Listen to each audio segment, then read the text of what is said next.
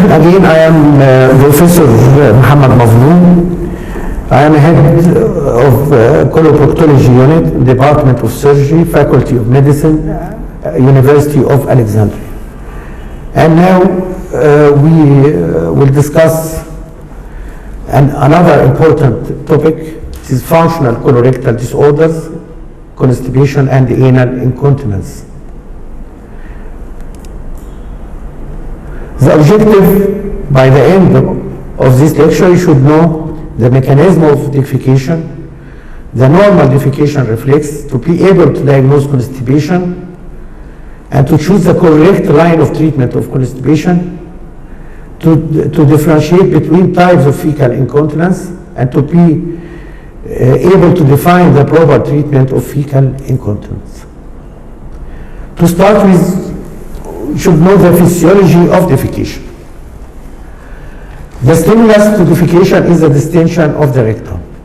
When the stool reaches the rectum, distension occurs. During this point or this time, there is relaxation of internal anal sphincter, and there is contraction of external anal sphincter. If the external anal sphincter is relaxed, not contracted, there will be incontinence. And if there is contraction of the anal, its internal anal sphincter, there will be a sort of obstructed defecation. Okay, anyhow, at this time, sampling occurs, At this time, you can differentiate between the content of the rectum, either it is gas, fluid stool, or well-formed stool.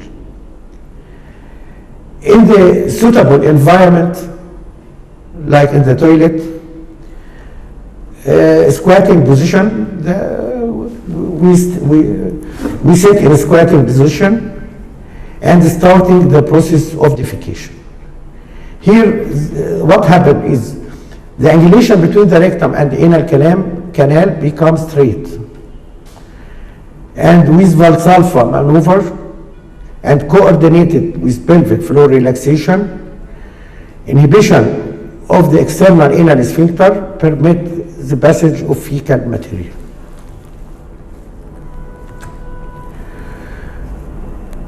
We have a defecation reflex. This video will show to you the defecation reflex. Mass movement drives the feces into sigmoid colon where it is stored. The desire for defecation occurs when some feces enters rectum due to the mass movement. Increasing the rectal pressure to about 20 to 25 centimeters of solution causes the desire for defecation. So, when this stool reaches the rectum, the pressure increases and it will give you the desire for defecation. There is development of mass movements. The feces is pushed into the rectum and defecation reflex is initiated. So look here, the pressure between 20 to 25 centimeter water. This pressure gives the desire of defecation. Process of defecation involves contraction of rectum, relaxation of internal and external anal sphincters. Gastropoietic reflex. It is a contraction of rectum followed by desire for defecation caused by distension of stomach fluid. Pathway for defecation reflex. There is entry of feces by mass movement. Rectum is extended. Sensory nerve endings are stimulated. Impulses are transmitted by efferent fibers of pelvic nerve to the defecation center. The center sends forward impulses to the descending colon, sigmoid, and rectum via efferent nerve fibers to the pelvic nerve. Impulses of small contraction of sigmoid colon and rectum and relaxation of internal sphincter.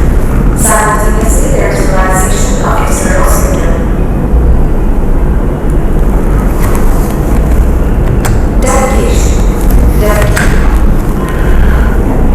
Look here, observe here, this is the anorectal angle. It's about 90 degrees. During defecation, it becomes straight, more than 130 degrees. Here another view of defecation, another video.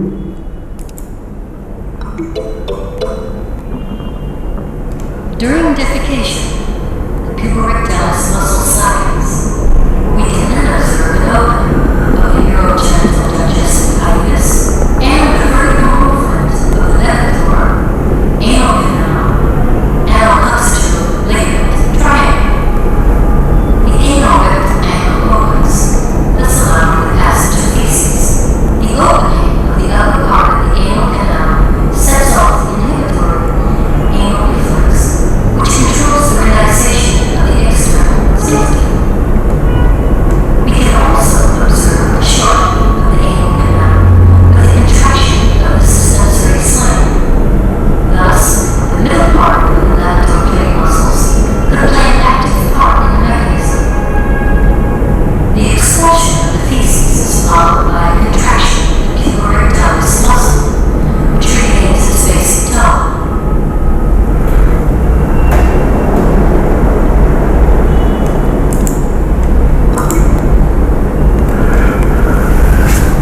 So, what is the normal defecation frequency? And when we say this patient has a constipation or obstructed defecation, in fact the normal defecation frequency is once per day. But less than 2 to 3 times per week is considered constipation. Less than 2 to 3 times per week. We have here an important slide about the Rome criteria for functional constipation. Rome criteria were updated many times. The most recent is Rome 4 criteria. To define functional constipation, we should have 2 or more than of these symptoms. Either straining to evacuate in more than 25% of defecations, hard stool in more than 25% of defecation, sense of incomplete evacuation also in more than 25% of defecation, sensation of anorectal obstruction or blockage in more than 25% of defecation. Finally, manual maneuver to facilitate or manual assistant to assist defecation in more than 25% of defecation.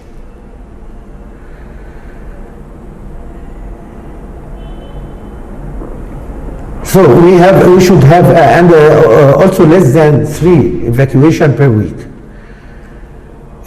We should have 2 or more than of this criteria to diagnose functional constipation, and the symptoms should be from 3 to 6 months before diagnosis. Here, from when we review the physiology of defecation, we can differentiate between 2 parts: the colonic transit time and the pelvic floor disorders. Problem in the colon transit time can result in defecation, in constipation or diarrhea. If we have a rapid colon transit time, the patient will complain of diarrhea. And if we have a slow colon transit time, the patient will have constipation. The other part is the pelvic floor disorders. We will start by the colon transit time. How to estimate or how to calculate the colon transit time? We have a capsule, this capsule, and inside this capsule we have radio-opaque markers. Inside this capsule we have from 20 to 24 markers, and the patient ingests this capsule.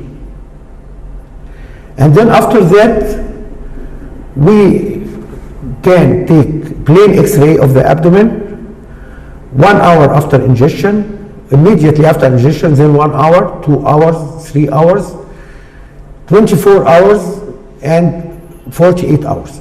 Normally, normal colon transit time between 20 and 56 hours, the markers should be, most of the markers should be clear. Most of the markers. And after 5 days, all the markers should be cleared from the bowel.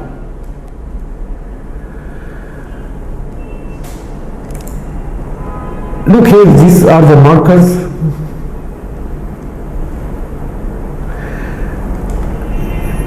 This is normal evacuation more than 80% after 5 days. The other factor for functional constipation is the pelvic floor problem. Here we have slow transit time or pelvic floor dyssynergia. If any disturbance of muscular coordination, it will result in uncoordinated movement. For example, if the internal sphincter contracts in the same time of contraction of the external sphincter, if the external sphincter contracts during evacuation, this incoordination of the muscle movement will result in obstructed defecation or functional constipation. Also, inflammatory bowel disease with constipation. Obstructed defecation, it means paradoxical contraction or inadequate relaxation of pelvic floor muscle during defecation. Evaluation. First, history and rectal examination, then trial of fiber therapy, dietary fiber and cilium, then starting to investigate by sigmoidoscopy, barium enema, dynamic MRI, discography, and anal manometry, and then colon marker transit time. The colon marker transit time will diagnose the colon problem. Sigmoidoscopy, barium enema, dynamic MR, and discography and anal manometry will diagnose the pelvic floor problem.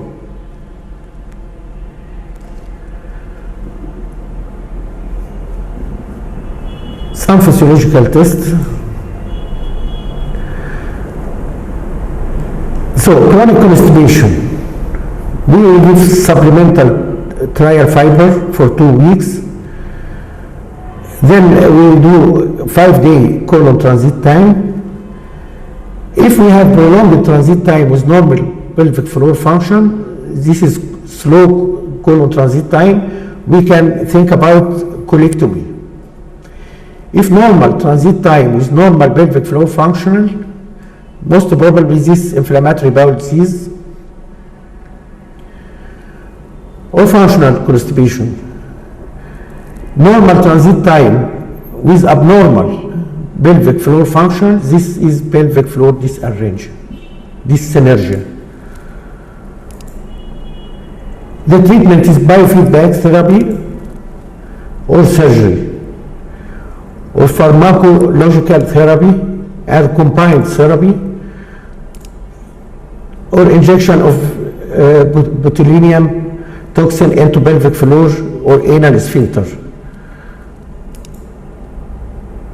The surgery in this area for intrarectal intussusception, intraoceal, correction of intraoceal. You can do fecal diversion in some cases. In refractory slow transit time, you can do subtotal colectomy and ileorectal anastomosis. But take care, the patient with psychological problem, because we found a lot of patients with constipation having psychological problem. They will not respond to surgery. One of the famous surgery done for this problem is the procedure for prolapse and hemorrhoids, BPH star. By excision of the redundant mucosa from the rectum by this stapler, this is called BPH or PVH stapler or procedure for prolapse and hemorrhoids. And this is done transanal. Now we'll shift to the fecal incontinence. At first, we should define fecal incontinence. This is a recurrent and controlled passage of fecal material for at least 1 month in an individual with development of age at least 4 years. Because below 4 years old, this is not an incontinence. And the incidence is up to 18%. To understand, we should know the factors for maintenance of fecal continence. The well-formed stool material is an important factor, because if the patient has loose stool, maybe he will be incontinent with normal sphincteric mechanism. The high compliant rectal wall. The compliant rectal wall, it means the distensibility of the rectum. Normal recto-anal angle and the normal anal canal and the sphincteric function, normal function. Look also here is the anal cushion. The anal cushion make what's called the flutter mechanism. It's very important in maintaining continence. And finally, the rectal and the anal sensation. According to this, the causes of incontinence will be if there is inadequate rectal compliance, like inflammatory bowel disease, absence of rectal reservoir, like ilioanal anastomosis, or ileorectal or rectoanal anastomosis, rectal ischemia, or rectal neoplasms. This is regarding the inadequate rectal compliance. Altered stool consistency also can give incontinence, like inflammatory bowel disease, infection, diarrhea, laxative abuse, radiation, enteritis, short bowel syndrome, malabsorption syndrome. Inadequate rectal sensation also, like in dementia, overflow incontinence. In fecal impaction, there is false incontinence. In diabetes and impaired rectal sensation.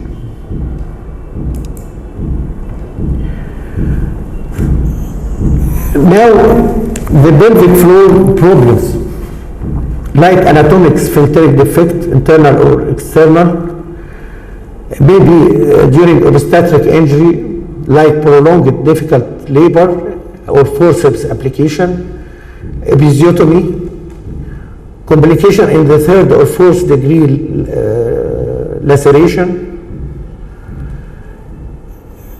anorectal surgery and anal fistula surgery is the most common operative procedure that results in fecal incontinence. In hemorrhoidectomy, it is rare, in fact, to do hemorrhoidectomy with a complication of incontinence. Other causes are the pelvic floor denervation, degenerative neurogenic factors, either primary or secondary, like injury to spinal cord, coda equina, diabetic neuropathy, some congenital anomalies like spina bifida, and in rectal prolapse, miscellaneous group like rectal prolapse, there will be incontinence. So here the incontinence types, either to gas, soft or liquid or solid stool. We can divide it like that. Either passive or awareness. The patient aware about the stool, and sometimes he's not aware about the stool. Maybe mild, moderate, or severe. Mild, which is called soiling. And according to its etiology, anatomical, neurological, or both, or combined. Here's the scoring for incontinence. This is very, very important here. The Cleveland Clinic scoring system. Also, it's called Wexner scoring. Here we give score from 0 to 4. The solid, if the patient is incontinent to the solid stool, here never 0 and always 4. Liquid, here 0 and in between 1, 2, 3, 4. So, a continent patient should have score 0. Fully continent patient. And completely incontinent should have a score of 20. And the items are solid, liquid, flatus, use of pad, lifestyle alteration. Here never, rarely, sometimes, usually, always.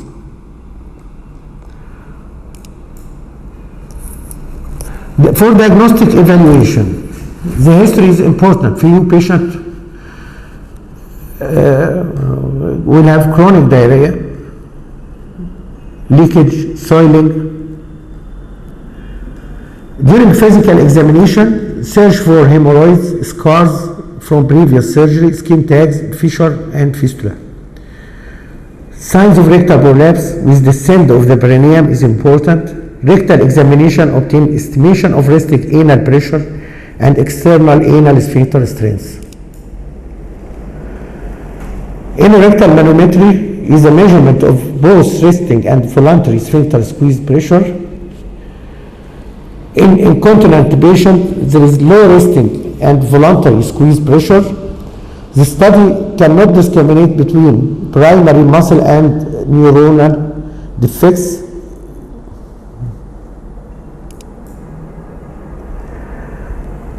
The normal resting pressure is about 40 millimercury. Squeeze pressure should be above 100 millimercury.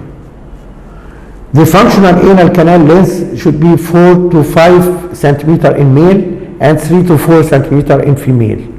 And the sphincter should be symmetrical. This is normal. The abnormal is the asymmetry. EMG also is important. Needle electrode into superficial portion of external sphincter or puborectalis, and we follow or we observe the myoelectric activity. The pudendal nerve terminal motor latency measures the delay between application of electric stimulus and external sphincter muscle response. If prolonged, there is pudendal neuropathy. This is the discography.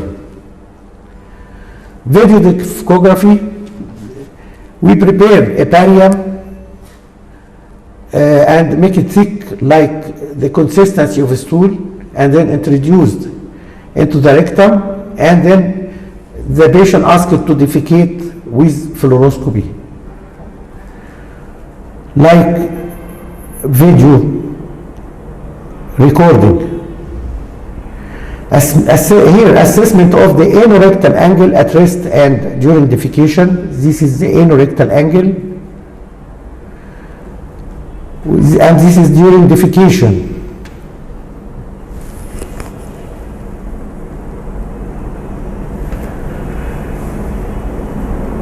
Excessive perineal descent, failure of puborectalis muscle to relax, rectocele, and internal interception, all of this can be diagnosed by discography. The MRI is more accurate. It is not operator dependent, but it's more expensive.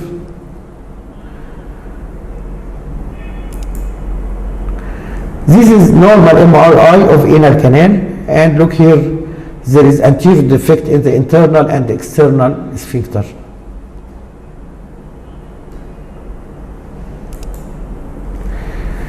Anal endosonography, the probe is placed in anal canal to detect sphincteric defect and to evaluate the pelvic floor structures.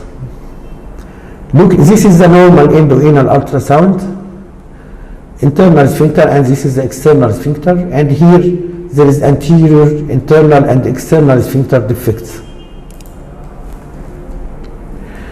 The treatment, at first, improving stool consistency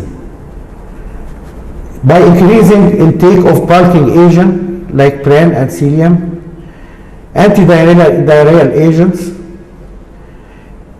then fecal disimpaction if there is impaction, and scheduled toileting by glycerine suppository, and attempt to defecate at the same time daily, like in the morning. And sometimes we do tap water enema every day in the morning. All of these are conservative. The biofeedback is a successful tool of therapy by physiotherapy colleagues. Patient looks at polygraph tracing while attempting to contract the external anal sphincter. Training. The patient do training for the external and internal sphincter with assistance of some physiotherapy tools. Here the surgical options or surgery option. The external sphincter repair. If the cause from the external sphincter, and usually we do overlapping of the injured part of the external sphincter, if this is the cause.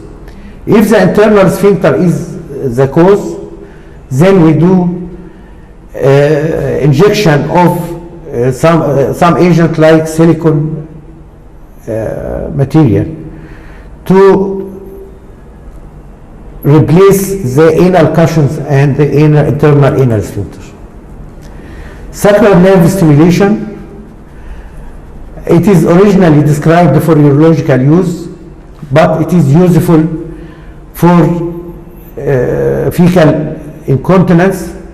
The electrodes implanted in the sacral foramen to stimulate the sacral nerves, and but it is expensive. Here is a dynamic graciloplasty. Here we replace the gracilis muscle and dissected and encircled the anal canal to replace the external anal sphincter, and we insert electrode to make it contract all the time. And the electrode has a button with on and off. If the patient wants to defecate, he pushes the button off to cut the electricity from the electrode, and then the muscle will relax. After defecation, the patient push the button on, and the muscle will contract and maintain continence. Here, this is the artificial anal sphincter. It is some prosthesis or some artificial sphincter. The same idea for the prosthesis done for impotent patient. This is not recommended for routine use, only in cases of severe sphincteric injury, malformation of loss, because it has a high failure rate. Stoma. The last option is to do stoma, colostomy. So, fecal incontinence have non-operative treatment. Success, okay. Failure, investigate. External sphincteric defect, do repair. Internal sphincteric defect, do injection. Neurogenic, do sacral nerve stimulation, gracilis or artificial or stoma. Thank you very much. Thank you.